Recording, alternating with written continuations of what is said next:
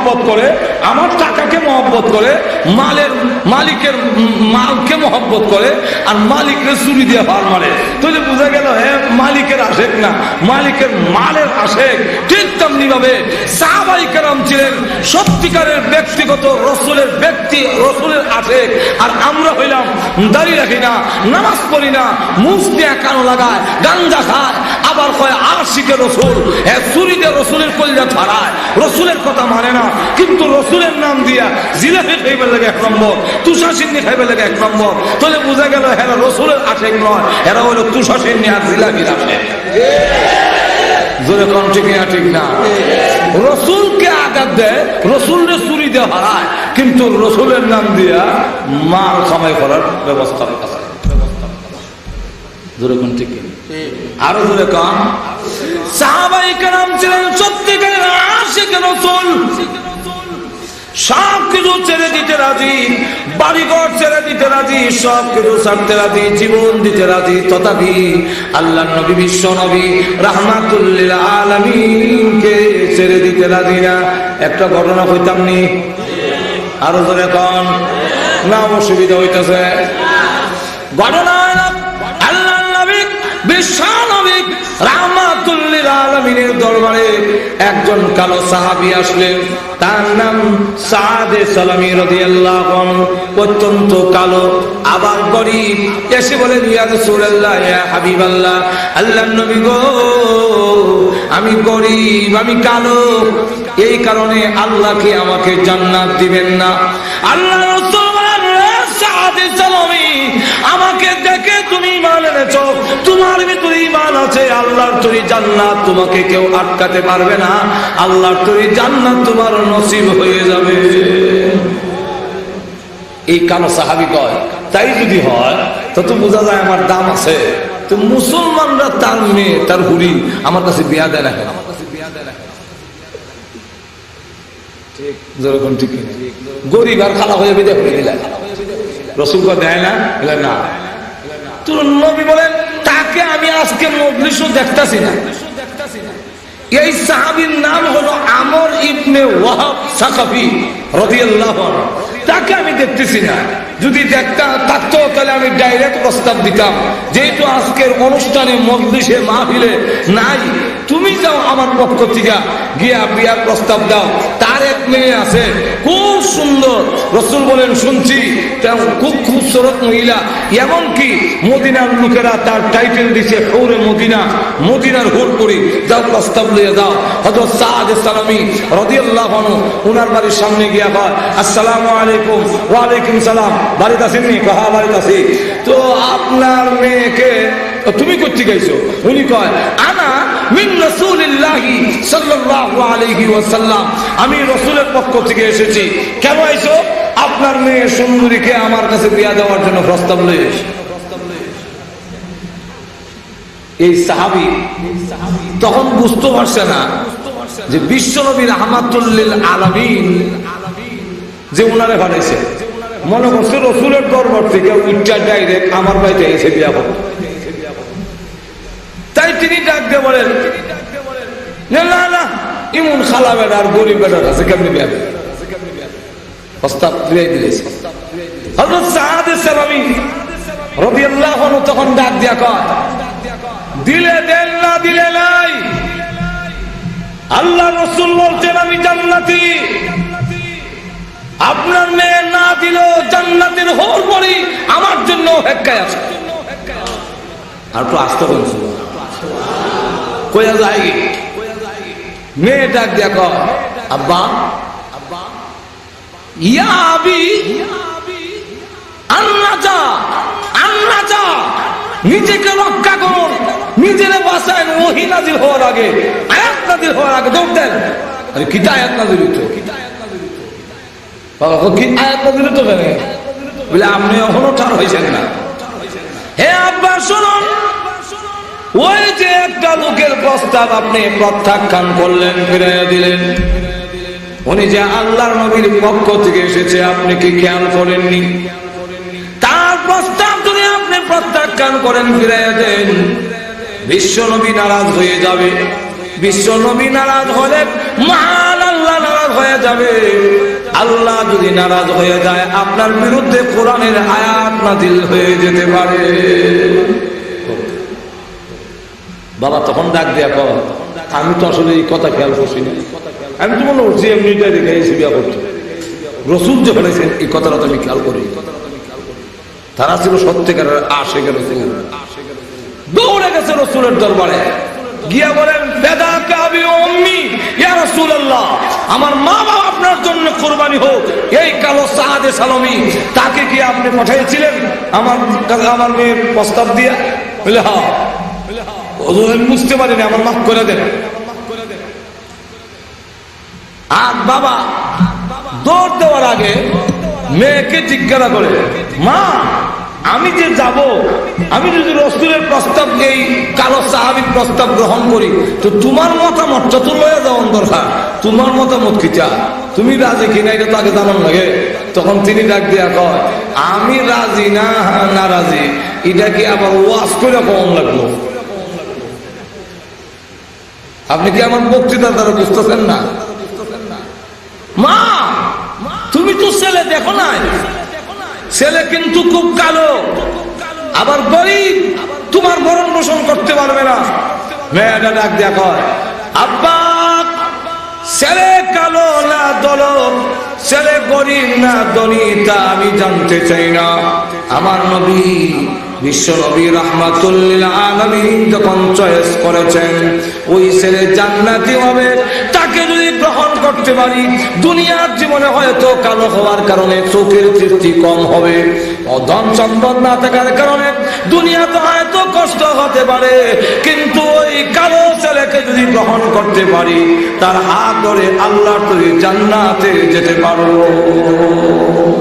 আম্মা বা'দু ফাকাদ ক্বালা আল্লাহু তাআলা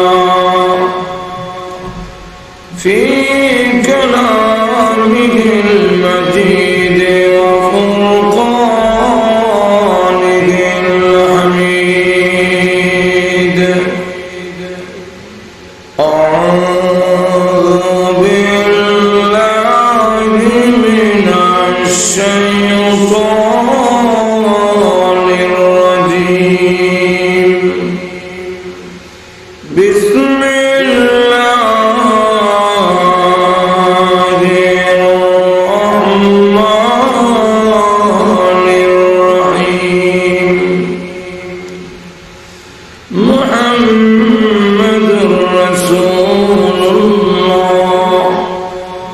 والذين معه أشداء على الكفار رحماء بينهم تراهم ركعا سجدا يبتغون فضلا من الله ورضوانا سيماهم في وجوههم من أثر السجود. وقال تعالى في آية أخرى يا أيها الذين آمنوا من يرتد منكم عن دينه فسوف يأتي الله بقوم يحبونهم ويحبونه أذلة على المؤمنين وأعزة على الكافرين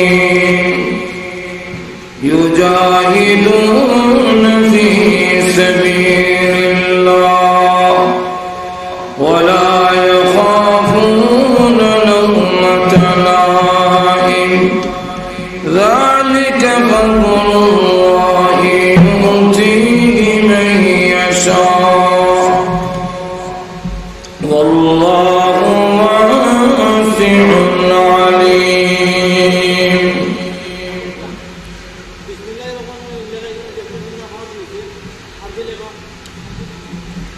قال النبي صلى الله عليه وسلم وسلم من رآني مسلما لم تمس النار صدق الله العظيم وصدق رسوله النبي الكريم ونحن على ذلك من الشاهدين والشاكرين والحمد لله رب العالمين صلى الله على سيدنا ومولانا محمد وعلى آله وأصحابه وسلم صلى الله على سيدنا ومولانا محمد سمتلك কর্তৃক আয়োজিত আজকের তাফসীরুল কোরআন মাহফিলের অত্যন্ত শ্রদ্ধাভাজন সভাপতি মুআজ্জাজ মুকাররম উলামায়ে কেরাম, উপস্থিত সমবেত সর্বস্তরের প্রাণপ্রিয় মুসলমান ভাইরা, পর্দার অন্তরালে অবস্থানরত অত্যন্ত শ্রদ্ধেয় মা, আমাকে বিষয় দেওয়া হয়েছে শানে সাহাবা, এই বিষয়ে আলোচনা করার জন্য। সূরা তাওবার 100 নম্বর আয়াত দেওয়া হয়েছে। সাহাবায়ে কেরামের আলোচনা কোরআন শরীফের বিভিন্ন সূরার মধ্যে আছে। এই জন্য আমি দুই জায়গা থেকে দুইখানে আয়াত কারিমা তেলাওয়াত করেছি। সাহাবা বা সাহাবী কাকে বলে আগে বুঝতে হবে। বিশ্বনবী রাহমাতুল লিল আলামিনকে যা ঈমানের সাথে দেখেছেন এবং ঈমান নিয়ে মৃত্যুবরণ করেছেন তাদেরকে সাহাবী বলা হয়। এই হলো সাহাবীর একটা ব্যাখ্যা। এই ব্যাখ্যায় আমার আব্দুল্লাহ ইবনে উম্মে মাকতুম পড়ে না, কারণ যেহেতু উনি চোখে দেখেন না। তাহলে সাহাবার আরেকটা ব্যাখ্যা হইল রাসূল যাকে ঈমান অবস্থায় দেখেছেন তিনিও সাহাবা। তাহলে এই দৃষ্টিকোণ থেকে সাহাবায়ে কেরাম রাসূলকে ঈমানের সাথে দেখেছেন, অথবা রাসূল যাকে ঈমান অবস্থায় দেখেছেন। তাহলে যদি কেউ বলে রাসূল ঠিকানা আইসো, উনি দেখছেন কিনা এটা তো একটা প্রশ্ন দাঁড়ায়। আর উনি না দেখলেও রাসূল উনারে দেখছেন। যদি হয় না আমিও দেখছি না রাসূলে দেখছে না, কি জাতের আওয়াজ হইল? ঠিক না? ঠিক না? আর যদি হয় দেখিলেছি তাহলে কি এরা সাহাবী হয়ে গেছে? তো যার রাসূলকে ঈমানের সাথে দেখেছেন ওনাদের মর্যাদা, ওনাদের সম্মান। হযরত উমর ইবনুল খাত্তাব রাদিয়াল্লাহু আনহু থেকে বর্ণিত মারফু হাদিস, আল্লাহ রাসূল বলেন, মান রাআনি মুসলিমান লাম তামাসসুন নার। যেই ব্যক্তি আমাকে ঈমানের সাথে দেখেছে, মুসলমান অবস্থায় আমি নবীরে দেখছে, তাকে জাহান্নামের আগুন স্পর্শ করবে না। সাহাবায়ে কেরাম রাসূলকে দেখার বিনিময়ে সুজুদে দেখছেন। এই দেখা ঈমানের সাথে দেখার সওয়াবটা যদি এক পাল্লা রাখা হয়, রাসূলকে যারা দেখছেন না, তাম জিন্দেগীর সমস্ত সওয়াব যদি তার আরেক পাল্লায় ওজন দেওয়া হয়, সাহাবায়ে কেরাম রাসূলকে ঈমানের সাথে দেখার সমান সওয়াবও সকলের সওয়াব মিলনা হবে। আর তো এখন এই জন্য আব্দুল্লাহ ইবনে মুবারক রাহমাতুল্লাহ আলাইহিকে জিজ্ঞাসা করা হয়েছিল যে আমিরে মাবিয়াকে পঞ্চম খলিফা বলা হয়, যিনি রাসূলকে ঈমানের সাথে দেখেছেন। আবার উমর ইবনে আব্দুল আজিজ, তাকেও ইসলামের ইতিহাসে পঞ্চম খলিফা বলা হয়, কিন্তু উনি সাহাবী দেখছেন, রাসূল দেখেন নাই। তো এই দুইজনের মধ্যে কার সম্মান মর্যাদা বেশি? আব্দুল্লাহ ইবনে মুবারক রাহমাতুল্লাহ আলাইহি বলেন যে সাহাবায়ে কেরাম রাসূলকে যারা দেখেছেন তাদের সাথে অন্যের তুলনা কি হবে? সাহাবীরা যে যুদ্ধের ময়দানে যেতেন, তাদের নাকে যে গুড়ার নাকে যে ধুলা ঢুকত, অথবা গুড়া দৌড়লে পায়ে যে ধুলাবালু লাগে, এই ধুলাবালু যদি এক পাল্লায় ওজন দেওয়া হয়, আর উমর ইবনে আব্দুল আজিজের মতো তেমন কোটি কোটি বলি যদি আরেক পাল্লায় রাখা হয়, তথাপিও সাহাবায়ে কেরামের গুড়ার নাকে অথবা পায়ের ধুলার ওজন বেশি হবে। আর বুজুর্গ কর না, এক বুজুর্গ মুরাকাবা করলেন। এই মুরাকাবা হইল নিজের মর্তবা মর্যাদা দেখার জন্য।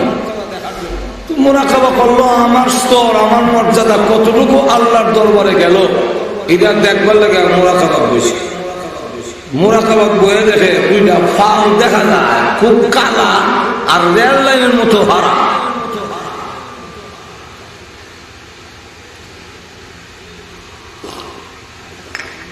উনি বলেন, আমি মুরাকাবা করলাম, আমার মর্যাদা ক্ষুদ্র হয়েছে দেখবার লাগে, এই দুই ভাও দেখা যায় কিনা? এটা কি আল্লাহর কুদরতি ভাব? আল্লাহর কুদরতি ভাব হইলে অত খালা, আবার রেল লাইনে লাগান ভাড়া ভাড়া দেখা যায়, এটা কি? এমনি শুনে আওয়াজ আসতেছে। হ্যাঁ মালিক, সারা জীবন যদি তুমি সাধনা করো, তোমার মর্যাদা কতটুকু হবে দেখায় দেওয়া হয়েছে। দুইটা পা তোমার চোখের সামনে তুলে ধরা হয়েছে। এই দুইটা পা কোন নবীর নয়, নবীর ভাউন খালানা। এই দুইটা পা হলো নবীর সাহাবীদের মধ্যে সবচেয়ে সম্মানী আবু বকর, আর সবচেয়ে সাহাবীদের তুলনায় সবচেয়ে নিচে হলেন ওয়াহশী রাদিয়াল্লাহু আনহু। ওয়াহশী ছিলেন হাবশী কৃতদাস আর গোলাম, সেই কালো রেল লাইনের মতো ভাওদার ভাড়া আর কালা দুইটা পা তোমার চোখের সামনে তুলে ধরে কথা বুঝাই দেওয়া হলো। সারা জীবন মুজাহাদা মুশাহাদা যা কিছু করবে, মুরাকাবা, এতটুকু মর্যাদা লাভ করতে পারবে যেখানে একজন আপনার সাহাবীর পা গিয়া পৌঁছেছে। এই দুইটা ভাও দেখাইয়া তোমাকে বোঝানো হইল যে সারা জীবনের সাধনা কইলেও নবীর সাহাবীর ভাও দেখানো গেছে, তুমি এতটুকু মর্যাদা লাভ করতেও পারবে না। তাহলে এখন চিন্তা করেন কোথায় গিয়ে পৌঁছে। আল্লাহর নবী বলেন, বিলাল, কিয়ামতের কঠিন ময়দানে আল্লাহ রাব্বুল আলামিন আমাকে আহ্বান করবেন জান্নাতের গেটটা খুলে দেওয়ার জন্য। কারণ কিয়ামতের মাঠে জান্নাতের চাবি আমি বিশ্ব নবীর হাতে থাকবে। এত জোরে কর না,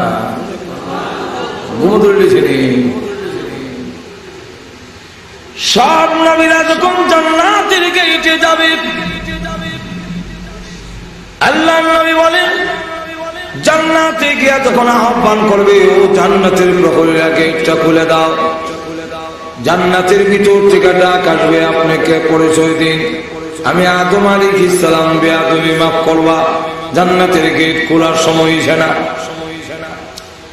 এক এক করে সব নবী যখন আহ্বান করবে আর বলবে জান্নাতের গেট খুলতে পারবো না, বলবেন সব নবীরা আসলাম, জান্নাতের গেট খুলবা না কেন? ডাক দিয়ে বলে জান্নাতের তালা বাহিরে দিয়ে, ওই তালা খুলুন, চাবি তো আমাদের হাতে নাই। চাবি কার কাছে? চাবি বিশ্ব নবী রাহমাতুল লিল আলামিনের কাছে। বিশ্ব নবী কি আসেন নাই? উনাকে বলেন না চাবি দিয়া তালাটা খোলার জন্য? উনি তো এখনো আসে নাই। উনি কোথায়? উনি এখনো কিয়ামতের কঠিন ময়দানে উম্মতি উম্মতি বলে কান্দে।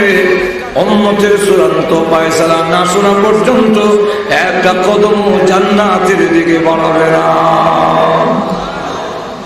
আল্লাহ ডাক দিয়ে বলেন, আদম বিশ্বনবী জান্নাতের গেটটা খুলে দিন। আল্লাহ রাসূল বলেন, বিলাল জান্নাতের গেট খোলার জন্য আমি যখন উঠে আরোহণ করব, ওই উটটা যদিও দেখতে উটের মতো, কিন্তু তার পা গুলো হাড্ডি রক্ত আর মাংসের দ্বারা হবে না, হাড্ডিগুলো ইয়াকুত আর জবরদস্ত পাথরের দ্বারা তৈরি হবে।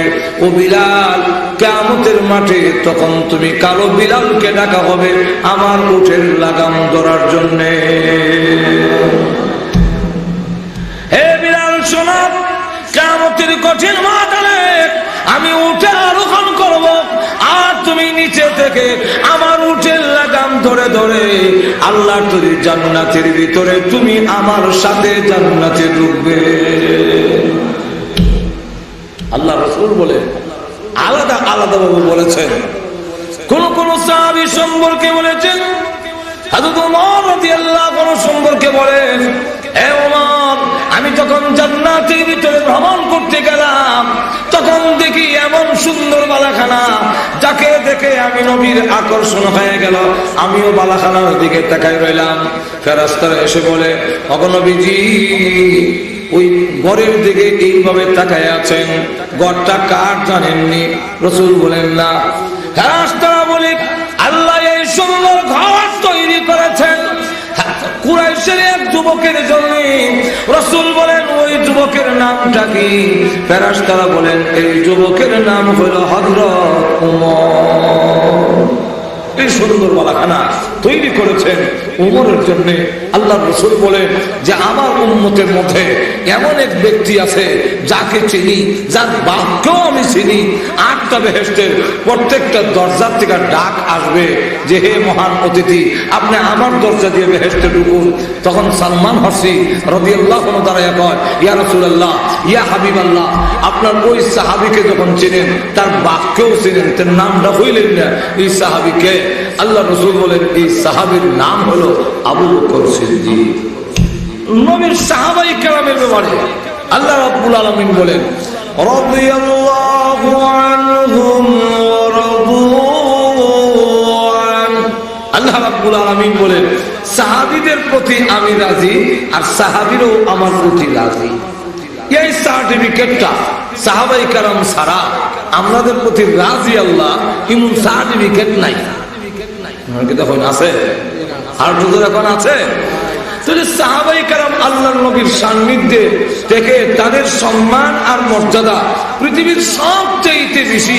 আল্লাহ রাসূল এক হাদিসের মধ্যে উল্লেখ করেছেন, আমার উম্মতের মধ্যে সবচেয়ে প্রধান, সবচেয়ে বেশি নম্র, সবচেয়ে বেশি দয়ালু তিনি হলেন আবু বকর সিদ্দিক। এই জন্য আমরা খুতবার মধ্যে প্রত্যেক দিন আমরা জুমার শেষ খুতবায় এই হাদিস আনা হয়েছে। খুতবাতুল আহকামের মধ্যে কালান নবী সাল্লাল্লাহু আলাইহি ওয়াসাল্লাম, আরহামু উম্মতি বি উম্মতি আবু বকর ওয়া আশাদ্দুহুম ফি আমরিল্লাহি ওমর। একজনের একটা গুণ কোয়ালিটি ধরেছেন রাসূল এই হাদিসের মধ্যে বলেন যে আমার উম্মতের মধ্যে সবচেয়ে দয়ালু হলেন, সবচেয়ে নম্র হলেন আবু বকর সিদ্দিক। ওয়া আশাদ্দুহুম ফি আমরিল্লাহি ওমর, আল্লাহর উমর আমরি হুকুমের বেলায় সবচেয়ে শক্ত এবং কঠোর হলেন হযরত উমর। আর ওয়া আকদাহুম আলী, বিচারের বেলায় সবচেয়ে ন্যায়পরায়ণ হলেন হযরত আলী। আর হযরত উসমান সম্পর্কে বলেন যে উসমান হলেন আরহামু উম্মতি বি উম্মতি আবু বকর ওয়া আশাদ্দুহুম ফি আমরিল্লাহি ওমর ওয়া আকদাহুম উসমান রাদিয়াল্লাহু আনহু সম্পর্কে বলছেন যে তিনি সবচেয়ে বেশি শরমওয়ালা, সবচেয়ে বেশি লাজুক ছিলেন। এত লাজুক আর এত শর্মিন্দা আর কেউ ছিলেন না। ন্যায় বিচারণে হযরত আলী রাদিয়াল্লাহু আনহু ছিলেন প্রধান। এই সাহাবায়ে কেরামের মধ্যে সবচেয়ে প্রধান হলেন সাদ সাহাবী। সুতরাং আল্লাহ রাব্বুল আলামিন জানায় দিয়েছেন, রাসূল হাদিসের মধ্যে বলে দিয়েছেন। আরেক হাদিসের মধ্যে আল্লাহ রাসূল বলেন, আল্লাহ আল্লাহ ফি আসহাবি লা তাত্তাখিযুহুম গরাদাম মিন বাদি ওয়া মান আহাব্বাহুম ফাবিহুব্বি আহাব্বাহুম ওয়া মান আবগাদাহুম ফাবিবুগদি আবগাদাহুম। আল্লাহ রাসূল বলেন যে শোনো, আমি পৃথিবীর থেকে বিদায় হওয়ার পরে আমার সাহাবাই কেরামকে সমালোচনার পাত্র বানায়ো না। যত বাতিল দল আছে সকল বাতিল দলের প্রধান আক্রমণের টার্গেট হলো সাহাবাই কেরাম। হক না হক বুঝবেন শুনলে সাহাবাই কেরাম হলেন মাহকারী। এই জন্য আল্লাহ রাব্বুল আলামিন এক আয়াতের মধ্যে বলছেন ওয়াইদা কিলা লাহুম আমিনু কামা আমানান নাস। আল্লাহ রাব্বুল আলামিন বলে মুনাফিকদেরকে যখন বলা হয় যে তোমরা ঈমান আনো, যেভাবে ঈমান এনেছে মানুষেরা দিয়ে সাহাবাই কেরাম বোঝানো হয়েছে। সাহাবাই কেরামের মতো ঈমান যদি আনো, এই ঈমান আল্লাহর দরবারে গ্রহণযোগ্য হবে। সুতরাং সাহাবাই কেরামের ঈমানই হলো আমাদের ঈমান আল্লাহর দরবারে গ্রহণযোগ্য হওয়ার জন্য। সাহাবাই কেরামের আমল হলো আমাদের আমল আল্লাহর দরবারে গ্রহণযোগ্য হওয়ার জন্য। সাহাবাই কেরামই হলো আমাদের জন্য সত্যের মাপকাঠি। সাহাবাই কেরামকে দোষারোপ করলে আল্লাহ রাসূল বলেন যদি তাদের সাথে মহব্বত রাখো আমার সাথে মহব্বত রাখা হবে, তাদের সাথে যদি দুশ্মনী করো তাহলে আমার সাথে দুশ্মনী করা হবে। যার এক দুইটা ঘটনা হইলই আমরা বুঝিলে বা কইতাম নি না অসুবিধা হইতেছে আরো ধরে এখন কইতাম নি। এর প্রতি একটা ঘটনা হইল যে ইরাকে এক শিয়া আবু বকর সিদ্দিক আর উমর রাদিয়াল্লাহু আনহুমা দুজনের খুব গালাগালি।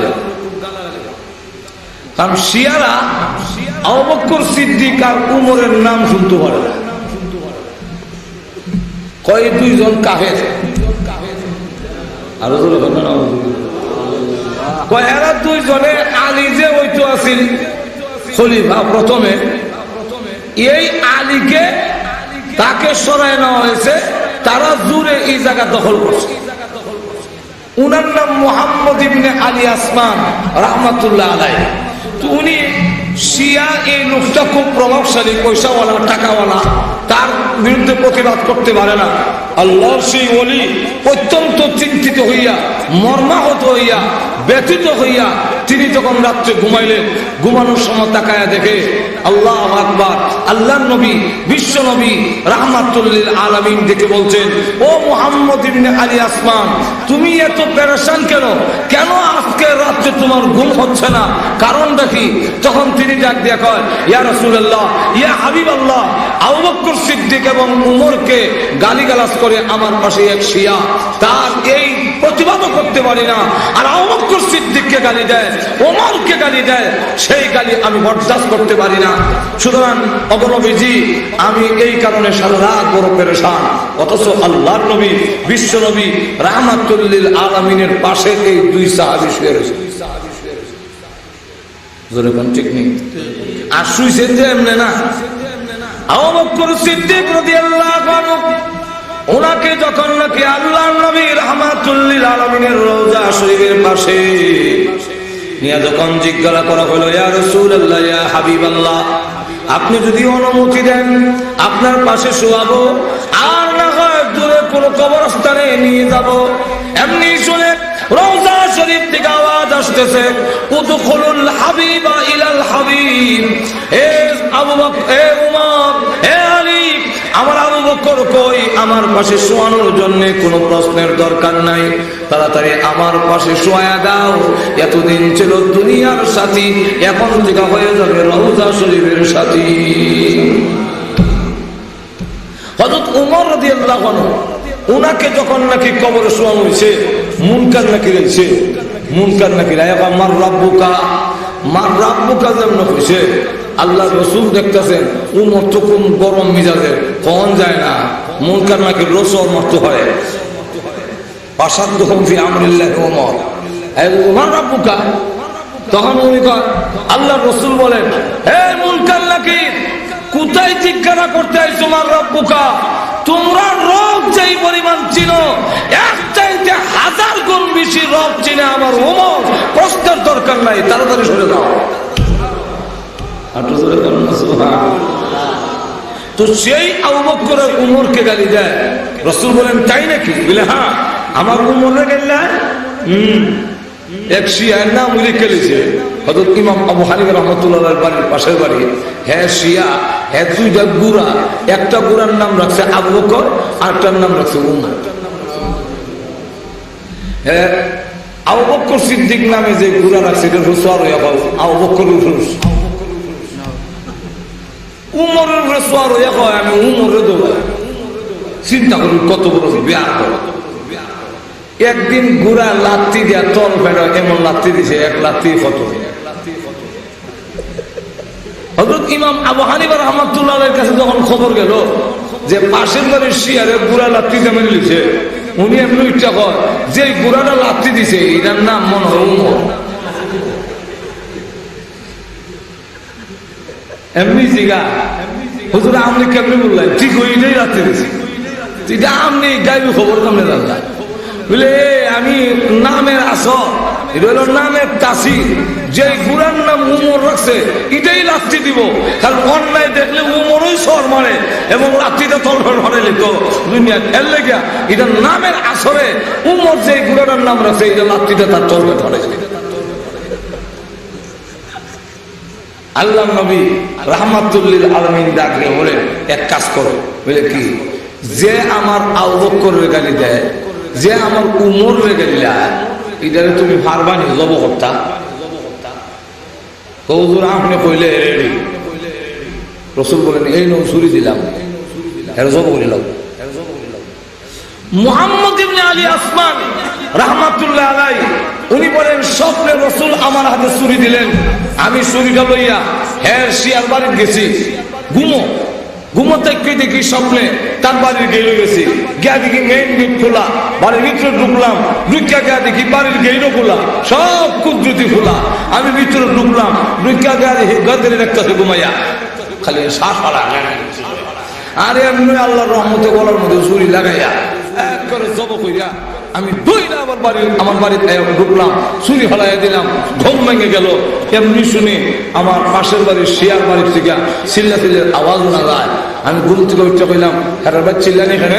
বলে এই বাড়ির মালিক রে কে জানে ঘুমের মধ্যে জব হয়ে গেছি। আমি দৌড়ে গেলাম, কারণ আমার শহর আর এখন চিল্লি দুয়েতে মিলে এত আমার কাছে আশ্চর্য লাগতেছে। আমি গেলাম, গিয়া দেখি আল্লাহর কসম করে বলি স্বপ্নের মধ্যে আমি তার গলার যে জায়গায় ছুরি লাগাইছিলাম ঠিক এই জায়গায় ছুরি লাগাইয়া তার দেহ থেকে মাথা বিচ্ছিন্ন করা হয়েছে। তখন আমি বুঝতে পারলাম আল্লাহর নবীর দুশমন সাহাবায়ে কেরামকে যারা গালি দেয় এতে যে রাসূল দুঃখিত হয়, রাসূল যে কষ্ট পায় তার বাস্তব প্রমাণ আমি নিজে দেখে ফেললাম। এই জন্য আল্লাহর নবীর সাহাবায়ে কেরাম, এখন আসুন সাহাবায়ে কেরামের এত সম্মান এত মর্যাদা যে আল্লাহ রাব্বুল আলামিন তাদের প্রতি জান্নাতের সার্টিফিকেট দুনিয়াতে দিয়েছেন। আর আল্লাহর নবীর সাহাবীর দুনিয়ার মর্যাদাও তামাম উম্মত তাদের সমান, তামাম পৃথিবীর ওলি গৌস কুতুব মিলে সাহাবায়ে কেরাম সমান হবে না। এর কারণ কি? এর কারণ হলো সাহাবায়ে কেরাম ইসলামের জন্য, দ্বীনের জন্য, আল্লাহর নবীর ভালোবাসার জন্য যে প্রমাণ দৃষ্টান্ত দেখাইয়া গেছেন পৃথিবীর কেউ তা দেখাইতে পারবে আর তো জোরে কর না। আশিকে রাসূল তো দাবি করা যায়, কিন্তু বাস্তবে প্রমাণ করা বড় কঠিন। সাহাবায়ে কেরাম ছিলেন সত্যিকারের আশিকে, আশিকে, আর আমরা হইলাম আশিকে জিলাপি।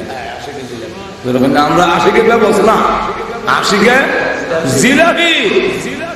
আশিকে জিলাপি কেমনে? আশেক দুই রকম, একদল আশেক হইল ব্যক্তির আশেক, আরেক দল হইল ব্যক্তির মালের আশেক।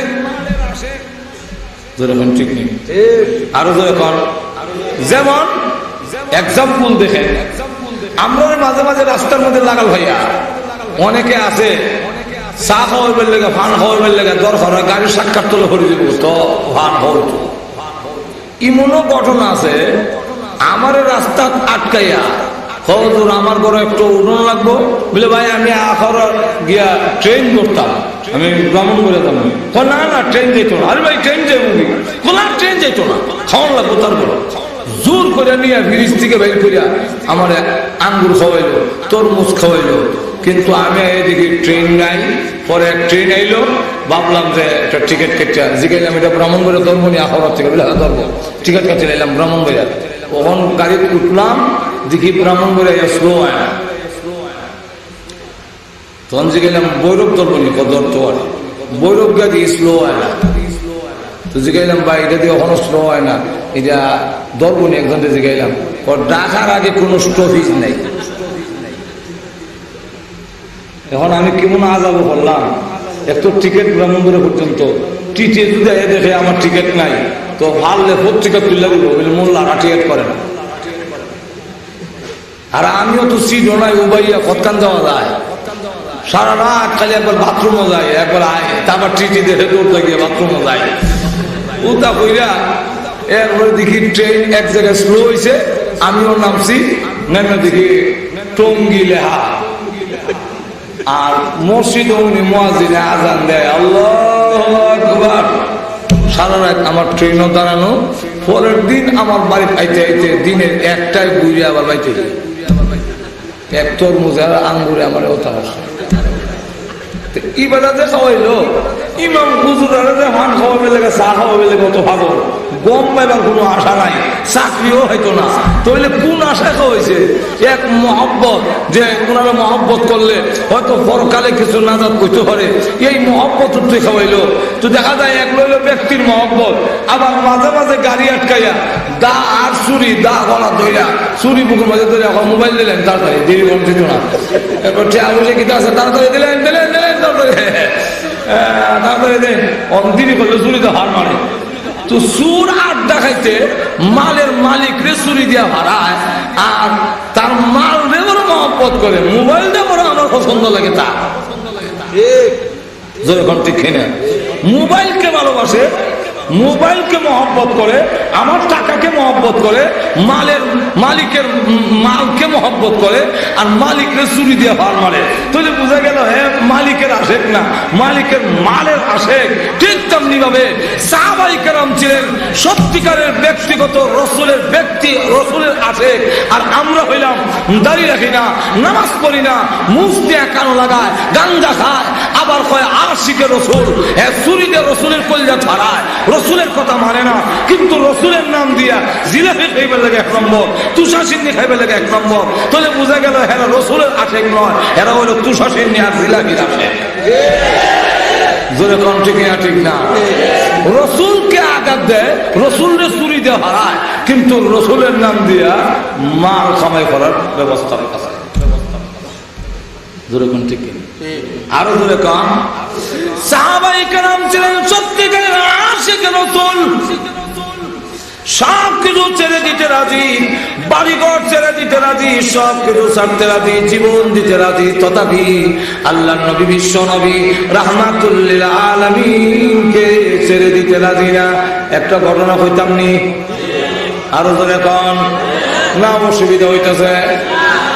ঘটনা আল্লাহর নবী, বিশ্ব নবী রাহমাতুল লিল আলামিনের দরবারে একজন কালো সাহাবী আসলেন, তার নাম সাদে সালামী রাদিয়াল্লাহু আনহু।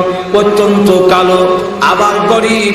এসে বলেন ইয়া রাসূলুল্লাহ, ইয়া হাবিবাল্লাহ, আল্লাহর নবী গো, আমি গরীব, আমি কালো, এই কারণে আল্লাহ কি আমাকে জান্নাত দিবেন না? আল্লাহ রাসূল বলেন, সাদে সালামী, আমাকে দেখে তুমি ঈমান এনেছো, তোমার ভিতরে ঈমান আছে, আল্লাহর তৈরি জান্নাত তোমাকে কেউ আটকাতে পারবে না, আল্লাহর তৈরি জান্নাত তোমার নসিব হয়ে যাবে। এই কালো সাহাবী কয়, তাই যদি হয় তো বোঝা যায় আমার দাম আছে। তো মুসলমানরা তার মেয়ে, তার হুড়ি আমার কাছে বিয়া দেয় না কেন? যেরকম ঠিক গরিব আর খালা হয়ে বিদে করে দিলেন, রসুল দেয় না? না। তো নবী বলেন, তাকে আমি আজকে মজলিসও দেখতাছি না।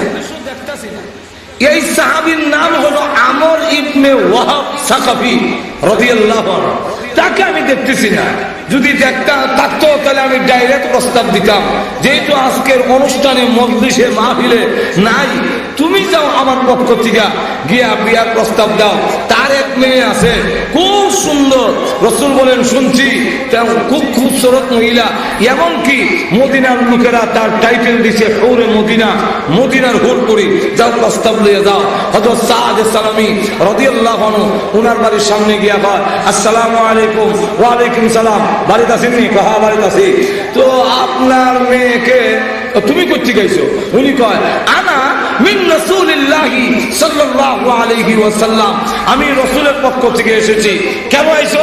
আপনার মেয়ে সুন্দরীকে আমার কাছে বিয়া দেওয়ার জন্য প্রস্তাব লয়ে এসে।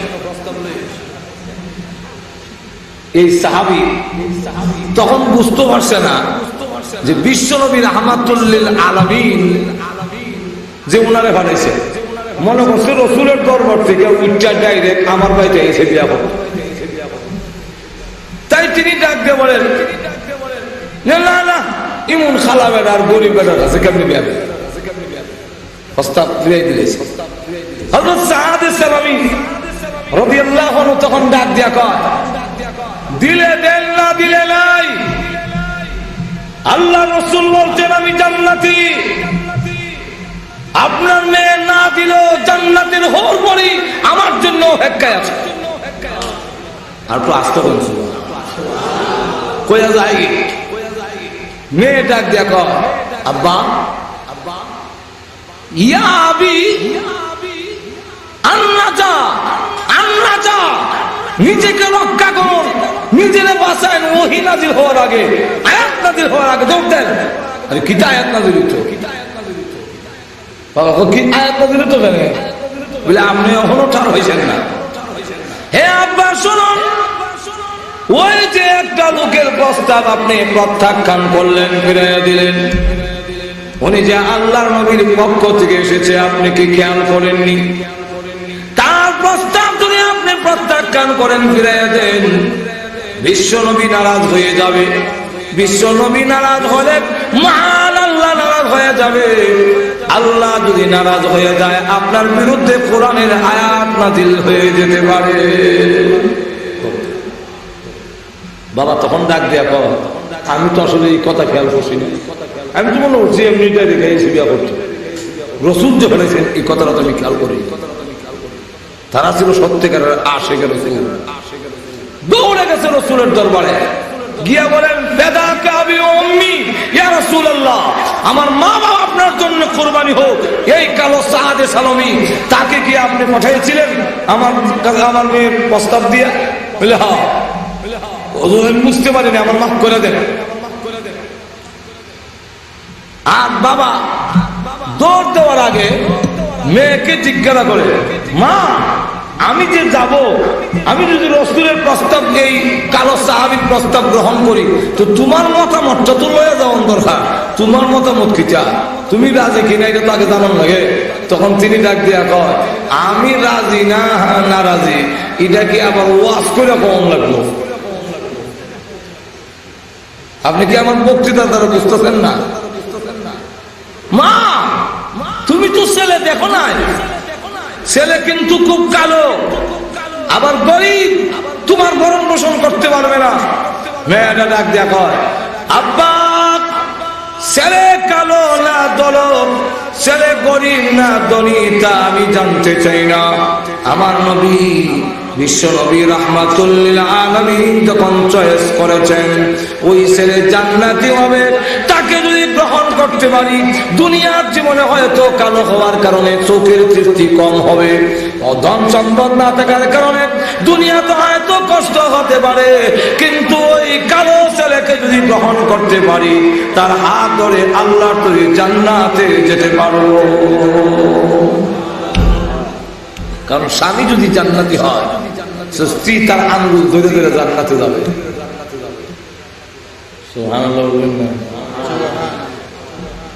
আব্বা জান এমনি দর দিয়েছে নবীর দরবারে গিয়া বলেন আপনি কি সাদে সালামিকে পাঠিয়েছিলেন? বলে হ্যাঁ।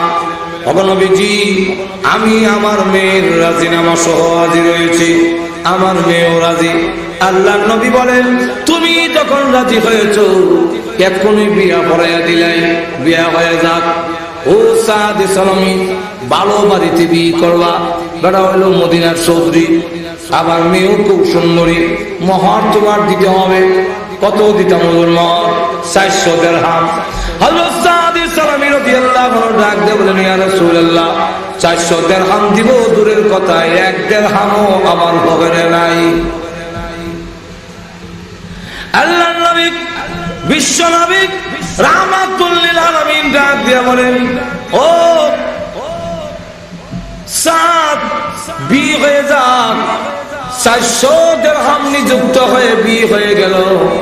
আল্লাহর নবী বলেন, এখন তুমি যাও উসমান গনির কাছে গিয়ে বলবে আমি বিশ্ব নবী বলেছি তোমাকে 200 দিরহাম দেওয়ার জন্য। এরপরে যাবে আরেকজন ধনী সাহাবী, যার নাম আব্দুর রহমান ইবনে আউফ, জান্নাতের সার্টিফিকেট প্রাপ্ত সাহাবী। যদিও তিনি ধনী, জান্নাত কিনেছেন, এত বড় ধনী ছিলেন।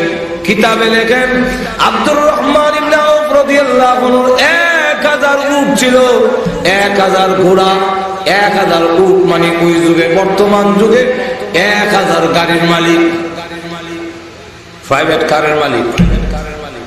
1000 ঘোড়া, 10,000 ছাগল।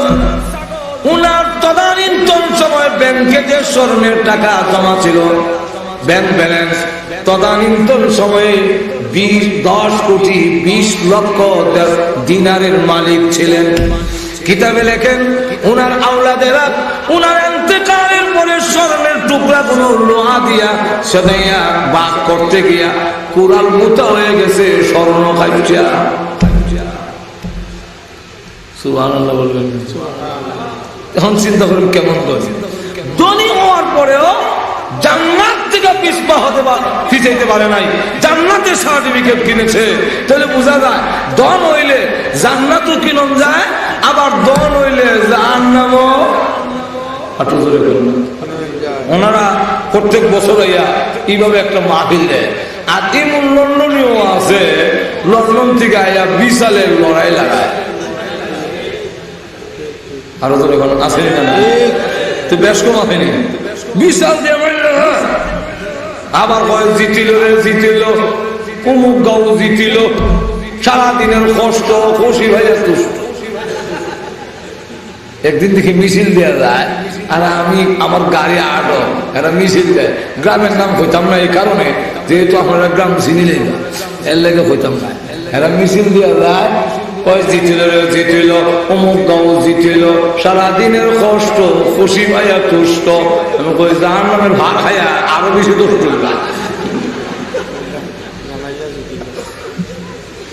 ভাইরা আমার, লক্ষ্য করে দেখুন, কেউ টাকা হলে জান্নাত কিনে, আর কারো টাকা হলে জাহান্নাম কিনে। তখন ওই সাহাবী আব্দুর রহমান ইবনে আউফ রাদিয়াল্লাহু আনহু উনার কাছে যাইবা, গিয়া বলবা আমি রাসূল বলেছি আরো 200 দিরহাম দেওয়ার জন্য। তখন কত হইব? আপনি যদি কোন কত হইছে, তো 400 দিরহাম যদি হয়, বেড়ার মোহরের টাকা হইছে নি? আপনি ধরে কন, এখন খালি মোহরের টাকা দিলে হইব, স্নো পাউডার, জুতা মোজা, কাপড় চোপড় কিনুন লাগতো না।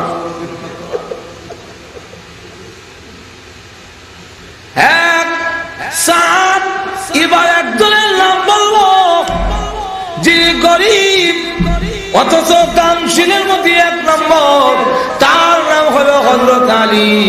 তার কাছে যাইবা, আলী এমন গরিব 4 দিন যায় চুলায় আগুন ধরে না, পেটের খিদার কারণে রাস্তায় গিয়ে হাঁটে শীতের মধ্যে।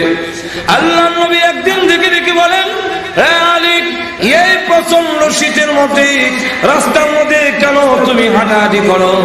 হযরত আলী রাদিয়াল্লাহু আনহু বলেন, ওগো আল্লাহর নবী, পেটের খিদায় আর ঘরে থাকতে পারছি না, এই জন্য বের হয়ে গেছি, ঘুমাও ধরে না। দেখবেন সেহরি খাইয়া ঘুমাইলে আর ঠাই নতুন যায় না, এমন ঘুম লাগে। আর যোহরের নামাজের পরে দেখবেন মসজিদে মুসল্লি দেখাইলে বইটায় একজনের ঘুমও ধরে না। রমজান মাস তোরকম ঠিক, হ্যাঁ, পেটে মুখ চাললে ঘুমও ধরে না, আলী বইরায় অগণবিদিক ঘুমে ধরে না, রাস্তায় বের হয়েছে। আল্লাহর নবী ডাকতে বলেন, ও থাকবে, একটা খেজুর দেওয়ার মতো তৌফিক আমার নাই, আমার ঘরেও কোনো খেজুর নাই। আলী যাও, ওই যে খেজুর গাছটা দেখা যায় তার কাছে গিয়ে বলবে আমি বলেছি খেজুর দেওয়ার জন্য। হযরত আলী রাদিয়াল্লাহু আনহু বলেন আমি খেজুর গাছের কাছে গিয়ে দেখি খেজুর থাকবে দূরের কথা, ভালো করে পাতাওই নাই, সিজন না। ডাক দিয়ে বলল ও খেজুর গাছ, আল্লাহ নবী যার খাতিরে तमाम পৃথিবী আল্লাহ সৃষ্টি করেছেন, সেই বিশ্ব নবী রাহমাতুল লিল আলামিন বলেছেন কিছু খেজুর দেওয়ার জন্য। তখন ডাক দিয়ে বলেন, এমনি হযরত আলী বলেন আমি খেজুর গাছকে বলতে দেরি হয়েছে, আল্লাহর কসম করে বলি প্রত্যেকটা ঢাল থেকে তাজা তাজা খেজুর পড়তে একটা সেকেন্ড দেরি হইল না। তখন আমি খেজুর উঠাইয়া একটা কুসতই আর একটা মুহদে আমাকে হযরত আলী জিজ্ঞাসা করেন তোমার তো তা উঠে গেছে, কি জ্বর উঠছে, তুই কিছু চাইনি, রুটি উঠে আনতাম নি বা কিছু আনতাম কিনা হোক। হযরত ফাতেমা রাদিয়াল্লাহু আনহা বলেন আমার একটা ডালিম খাইতাম মন চাইছে। তো হযরত আলী দৌড় দিছে বাজারে গিয়া একটা ডালিম পেছে লই আইতাছে। ফেরেশতারা বয়ে বয়ে মাথে। নবীর সাহাবীদের বৈশিষ্ট্য হইল তারা দানশীলতার মধ্যে এক নম্বর, আরেকজন ফেরেশতা উঠে কয় তাক লই দেয়, না তাহলে কেনা খানা দেয়। তখন আরেক ফেরেশতা কয় না নবীর সাহাবীর অবস্থা হইল তা হোক আর না তা হোক নিজে না খাইয়া আরেকজনকে দিলায়।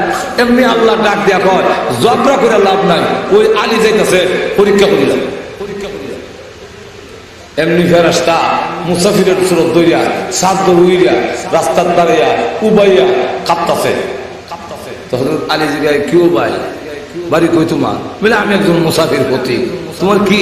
বলে আমার তাপ উঠে গেছি কয়েকদিন ধরে বড় তাপ। তো আচ্ছা তোমার কি হেল্প করতাম, তোমার কি সাহায্য করতাম বাড়ি? ও সাহায্য আর কিটা, আমার মনটা চাইছিল একটু ডালিম যদি খাইতাম। আমরা কইলাম হইল তোমার সৌফ দোষ, আমার ডালিম দিকে দিয়েছ না, জোরে করতে হযরত আলী রাদিয়াল্লাহু আনহু বলেন ভাই একটা ডালিম ওই আমার বউ বিছনা শুয়ে রইছে তার তা উঠছে, আমি একটা ডালিম লইছি আর কোনটা তোমার জানে চাইনি হোক এটা বাদ দিয়া কোন না আমার ডালিম হইছে। উনি বলেন না এটা তো দেওয়া যায় না। তখন ফেরেশতা বুঝিলেছে সাহাবায়ে কেরামের কাছ থেকে আদায় করতে হইলে আল্লাহর নাম না বলে দিত না। তখন আপনি ডাক দিয়া কয় যে আল্লাহর ওয়াস্তে একজন মুসাফির বিমারি অসুস্থ যদি সাহায্য করেন আল্লাহর ওয়াস্তে। হযরত আলী বলেন তুমি আমার আল্লাহর নাম কইলিছ তো আর দিনই ফেলা যায় না, তোমারও তো বঞ্চিত করতাম পারি না, তো অর্ধেক করিলাই, তুমি অর্ধেক খাও আর আমার বউর লেগে অর্ধেক নিব। তো ঠিক আছে অর্ধেক দেন। অর্ধেক দিছে ওরে। এখন কয় আপনি একটু বসেন, আপনি দেখে খাইলে আমার কিছু শান্তি লাগে। তো হযরত আলী বলেন খাও ঠিক আছে, অর্ধেকটা খাইয়া খাও, আমার অর্ধেকটা কলজা ঠান্ডা হয়ে গেছিল, বাকি অর্ধেকটা যদি দিলে পুরাটা কলজা ঠান্ডা হয়ে যাবে। হযরত আলী রাদিয়াল্লাহু আনহু বলেন তুমি বাকি অর্ধেকটা চাও, ওইটা কেমনে চাও? না আমার জন্য না, আল্লাহর ওয়াস্তে যদি দেন। আবারও আল্লাহর নাম কইছ, আমার বোন থেকে আল্লাহর নামের ইজ্জত আর তুই জোরে কর না, বেশি না কম, আরো জোরে কর। হযরত হুসাইন শুরু বাচ্চা প্রশ্ন করে বাবার কুল উঠা আপনি আমার উঙ্গা চুমা দিলা কেন? তখন আলী বলেন তোমার মায়া করে দিছি। তো আমার মায়া করে দিছেন, আমার ভাই হাসান রে আপনি মায়া করেন না? বলে হ্যাঁ তোমার বাইরেও করি। আচ্ছা আমরা দুই বাইরে করেন, আম্মারে মায়া করেন না? বলে হ্যাঁ তোমার আম্মারও মহব্বত করি। আচ্ছা আম্মারও মহব্বত করেন, আপনি কি নানাকে মহব্বত করেন না? বলে হ্যাঁ তোমার নানারও করি। আপনারাও করেন, আল্লাহরে মহব্বত করেন না? বলে হ্যাঁ আল্লাহরও মহব্বত করি। হুসাইন রাদিয়াল্লাহু আনহু ডাক দিয়ে বলে আব্বা এই মুহূর্তে যদি আল্লাহর পক্ষ থেকে বিশ্ব নবী রাহমাতুল লিল আলামিন আপনাকে জিহাদে যাওয়ার জন্য আহ্বান করে, আপনি কি আমাদের মায়ায় গড়ে থাকবেন না যুদ্ধের ময়দানে চলে যাবেন? হযরত আলী রাদিয়াল্লাহু আনহু বলেন আলী হুসাইন তুমি বড় শক্ত প্রশ্ন করে ফেললে। শোনো তোমাকে ভালোবাসি, তোমার ভাইকে ভালোবাসি, তোমার মাকে ভালোবাসি, কিন্তু আল্লাহ রাসূলকে কত ভালোবাসি তা জানো না? এই মুহূর্তে যদি রাসূল আমাকে জিহাদে যাওয়ার জন্য আহ্বান করে তাহলে তুই হুসাইনকে একটা আসাদ দিয়ে জমিন হালাইয়া যুদ্ধের ময়দানে শুধু যাবো তাই না, আমার এই জীবন আমার জান আল্লাহর রাস্তায় উৎসর্গ করার জন্য আমি প্রস্তুত আছি। হযরত আলী বলে, তুমি যখন আল্লাহর নাম কইছো তো তুমি খেয়ে বাকিটা দিয়া এখন বাড়ির দিকে যায়, এক কদম যায় আবার এক কদম ফিরছায়। যদি ফাতেমা কইলা যে একটা ডালিম আনতা শোনা জামাই সকাল আমরা দেশের বউল তো হইলে নজর এখন ঠিক তুমি জানা, হ্যাঁ ডালিম আনার তো তোমার নাই, বিয়া করছিল এখানে রোজা রাখিলে না ঠিক নেই। কিন্তু ফাতেমা তেমন বলবে না, নিজের কাছে ধরা, নিজের বিবেকের কাছে। আমার অসুস্থ বোর জন্য আমি একটা ডালিম নিতে পারলাম না, আমি তো নিজে আমার কাছে ধরা। হযরত আলী এক কদম যায়, আবার মনে হইলে কি জব দেব, এক কদম ফিরছায়। এরকম করে বড় গেছে, কাছে গেছে, গিয়া দেখে হযরত ফাতেমা যে বিছনাত শায়িত ছিল এখন উঠে আড়াআড়ি হল। আল্লাহ, তার যখন কিছু কমছে ডালিমের কথা ইয়াদ না হতো তো গরম ঢুকছে। যতই মাতে ডালিমের মাঠটা যেমন না, এটা বাঁশ কাটাই আসল আর রাতটা কাটাইলে এর হলো যেটা হলি ফল মনে, যেই মাত্র খালি ঘুমাইছে এমনি দেখে দরজা তাপা, কে অত রাত্রে ও দরজা খুলো, আনা সালমান ফার্সি, আমি সালমান ফার্সি। তো সালমান ফার্সি অত রাত্রে কেন হয়েছে? আরে দরজা খুলো, সুসংবাদ আছে। কি সুসংবাদ? বেহেশত থেকে তোমার লাগা ডালিম হয়েছে। একটু জোরে কর না, রাসূলুল্লাহ আমাকে ডালিম দিয়ে পাঠাইছে, তাই নাকি? এমনি মনে হয়ে গেছে ওই যে আল্লাহ রাস্তায় এক দিছিলাম, দরজা খুলছে, ডালিমের ব্যাগ দিছে। তখন তিনি গনে 1 2 3 4 5 6 7 8 9 দিন, 10 জনা 9 হয়ে দিছে। হযরত আলী বলে, আমার আল্লাহ কোরআনে বলছেন 1 দিনে 10 দেয়, 9 তো এখানে। হযরত সালমান ফার্সি কয়, তুমি কি তখন আল্লাহর সাথে লড়াই করবো না? ইচ্ছা আল্লাহ 10টা কইছিল, দিছে না 9টা, তো রাখিলাম না, অসুবিধা কিছু। হযরত আলী বলেন, রাখতাম মানতাম যদি আমার আল্লাহ বহিল হইতো, বহিলে কইলে চেহারা দেয় না, লবণ বড় কঠিন, জোরে কোন ঠিক না। আবার আমার আল্লাহ যদি অভাবী হইতো তাহলে মানি লইতাম, আমার আল্লাহ তো অভাবী না, তাহলে আমি মানতাম খেলে 10 করিয়া 9 দিব না আমার আল্লাহ। তাহলে তুমি কি নামছো এটা কো? না না, রাসূল আমাকে দিয়া পাঠিয়েছেন, আমি শুধু বাহক। আল্লাহ রাসূল বলছেন জান্নাত থেকে তোমার জন্য ডালিম এসে, তাহলে আমি এটা মানবো সামনে। তখন শেষে হযরত আলী কোনো অবস্থায় মানে না। হযরত সালমান ফার্সি কো, বাপ তুই বাপ, তোমার ইমান যত বড় সত্য আমি আর জানতাম না।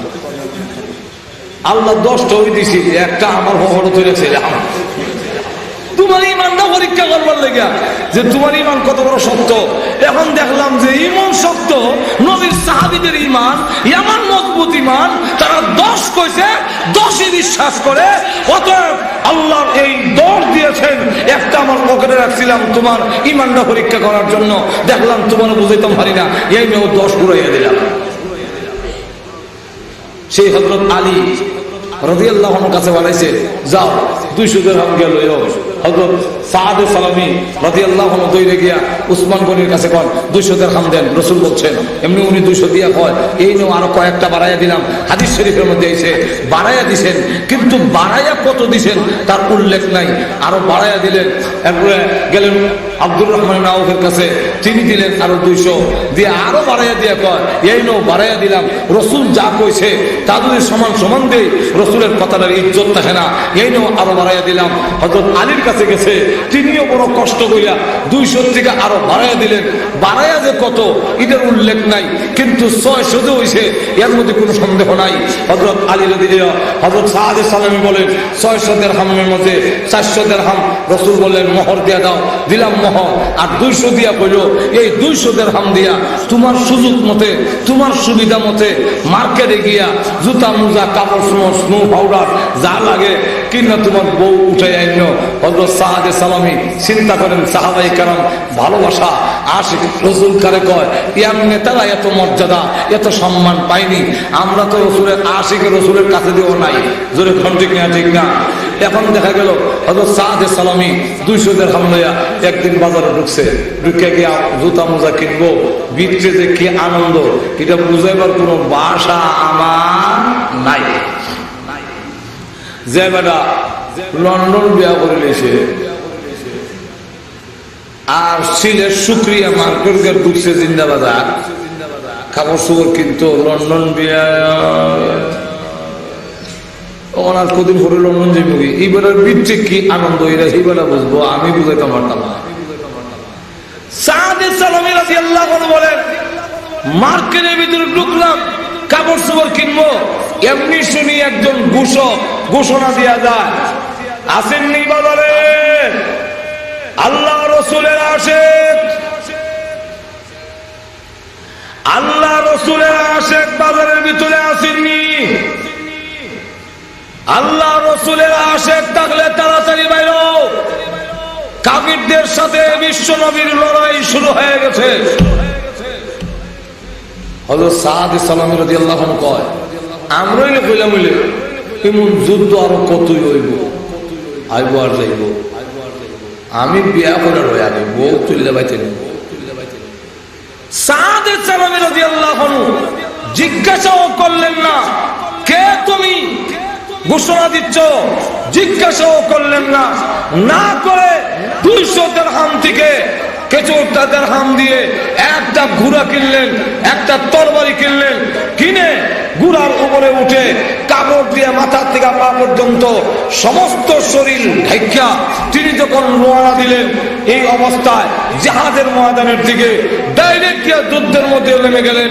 নেমে কাফেরদের দৌড়ায় সাহাবাই কেরাম এবং বিশ্ব নবী রাহমাতুল লিল আলামিন আশ্চর্য হয়ে গেলেন, এই লোকটাকে যে দেখা যায় না, কাপড় দিয়ে ঘুরে রাখছে, ফেরেশতা হইলে তো কাপড় দিয়ে ঘুরার কথা না, মুসলমান যদি হয় তাও তো কাপড় দিয়ে ঘুরার কথা না, কিন্তু আবার আমাদের পক্ষে লড়াই করে কাফেরদেরকে দৌড় দেওয়ায় বুঝতে পারলাম না ব্যাপারটা এটা কে।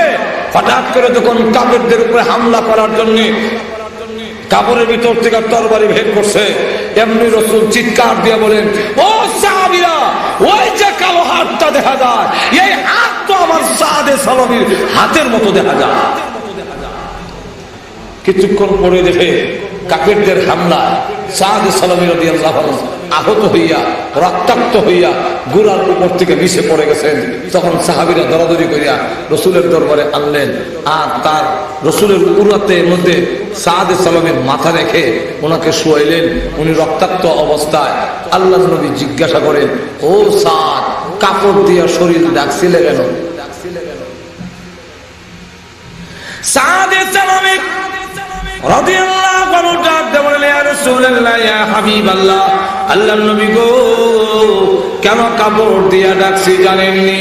আপনি না আমাকে বিয়া করাইয়া দিয়ে আসছেন, বউ উঠাইয়া আমার তারিখ ছিল। আমি যদি যুদ্ধের মাঠে যাই, কে জানে আপনি আমাকে রাস্তা থেকে বিরত পাঠাইয়া দেন, আপনি যাতে আমাকে বিরত দিতে না পারেন, কারণ বিরত দিয়ে দিলে আমি আশিক রাসূল হতে পারবো না, আল্লাহ নবীর প্রেমিক প্রমাণিত করতে পারবো না। তাই মাথা থেকে পা পর্যন্ত কাপড় দিয়ে ডেকে ফেলেছি, যুদ্ধের ময়দানে আপনি যাতে বিরত দিতে না পারে। আপনি যদি আমার না চিনেন, আল্লাহ নবী বিশ্ব নবী রাহমাতুল লিল আলামিন চোখের পানি ছেড়ে দিয়া কাঁদলেন। সাহাবীরা জিজ্ঞাসা করেন, ইয়া রাসূলুল্লাহ, ইয়া হাবিবাল্লাহ, আপনি কেন কাঁদেন?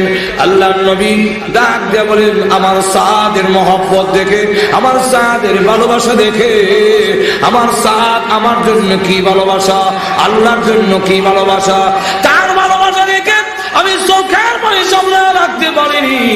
নবীজির চোখ মোবারক থেকে পানি সাদের চেহারায় যখন পড়েছে, রক্ত মাখা অবস্থায় চোখ খুলে বিশ্ব নবীর দিকে তাকায়া বলেন, ওগো নবীজি, কেন কাঁদলেন? আপনি চোখের পানি কেন ছেড়ে দিয়েছেন? আমি সাদকে আল্লাহর তৈরি জান্নাত পাবো না। এমনি আল্লাহ নবী ডাক দিয়ে বলেন, সাদ শুনে রাখো, আমি নবী ঘোষণা দিলাম, তুমি যদি এই মুহূর্তে বিদায় হয়ে যাও, আল্লাহর তৈরি জান্নাত তোমার জন্য ওয়াজিব হয়ে যাবে। হযরত এই ছিল সাহাবায়ে কেরামের ভালোবাসা। আরেকজন সাহাবী যার নাম হলেন উকবা, তার ছেলে হলো বশির। বশির ইবনে উকবা রাদিয়াল্লাহু আনহু 7 বছরের ছেলে, তার কেউ নাই। এই অবস্থায় 7 বছর ছেলে রেখে নবীজির সাথে যুদ্ধের ময়দানে চলে গেলেন। বিশ্ব নবী যখন ঘুরে বাড়িতে আসলেন, বশির ইবনে উকবা রাদিয়াল্লাহু আনহু দৌড়ে গিয়ে আল্লাহর নবীর সামনে দাঁড়ায় বলেন, ইয়া রাসূলুল্লাহ, ইয়া হাবিবাল্লাহ, আমার আব্বা আপনার সাথে যুদ্ধের ময়দানে গিয়েছিলেন, আপনি আসলেন কিন্তু আমার আব্বা দিয়ে কোনো এলো না। কোন সময় দেখো সূর্য লাল হয়ে গেছে, আমার মা নাই, ভাই বোন কেউ নাই। রাত্রি হইলে আমি আমার আব্বার গলা ধরে ঘুমাই, আমার আব্বা দিয়ে এখনো আসলো না, আমি কার সাথে ঘুমাবো? আল্লাহর নবী চোখের পানি ছেড়ে দিয়া আকাশের দিকে চোখ উঠায় কাঁদলে, খোদা গো 7 বছরের বাচ্চাকে কি জবাব দেব? কেমনে বলবো তার বাবা জান্নাতে চলে গেছে? 7 বছরের বাচ্চা কি বলবে? নবী জবাব দেয় না, চেহারা ঘুরায় রেখে দিয়েছেন। ওই দিকে আবার গিয়া বলেন, ইয়া রাসূলুল্লাহ, সন্ধ্যা হয়ে যাচ্ছে গো, আমার আব্বা এখনো আইলো না, কোন সময় আসবে? আজকে রাত্রি আমি কার সাথে ঘুমাবো? আমার যে মা নাই, ভাই বোন কেউ নাই। আল্লাহ নবী আবার চেহারা ঘুরাইলেন। চতুর্দিকে যখন নবী যে চেহারা ঘুরাইতেছেন, কোনো জবাব দেয় না। বশির ইবনে উকবা আল্লাহর নবীর দুইখান কদম ধরে রেখে বলেন, ইয়া রাসূলুল্লাহ, ইয়া হাবিবাল্লাহ, ওগো আল্লাহর নবী, কথা বলেন না কেন? আমার আব্বা এখনো আসে নাই, কোন সময় আসবে গো? আল্লাহর নবী তখন আর সহ্য করতে পারলেন না, এমনি ডাক দিয়ে বলেন, রে বশির ইবনে উকবা, কান্দিস না, তোর বাবা আল্লাহর তৈরি জান্নাতের ভিতরে চলে গিয়েছে। এমনি বশির ইবনে উকবা রাদিয়াল্লাহু আনহু ধরে নবীর কদম ধরে কাঁদলে, ওগো নবীজি, আমার আব্বা যে শাহাদাত বরণ করলেন, আপনার ডাকে চলে গেলেন, আপনার সাথে আপনার জন্য, আল্লাহর দ্বীনের জন্য, আল্লাহর জন্য জীবন দিয়ে দিলেন। উনি কি চিন্তা করার দরকার ছিল না?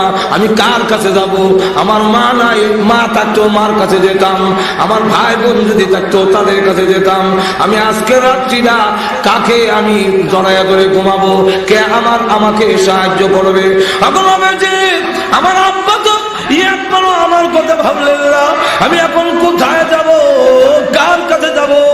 আল্লাহ নবী এমনি টান দিয়ে মুখের সঙ্গে জড়াইয়া ধরে বলেন, বশির ইবনে উকবা, কান্দিস না, চোখের পানি মুছে ফেল।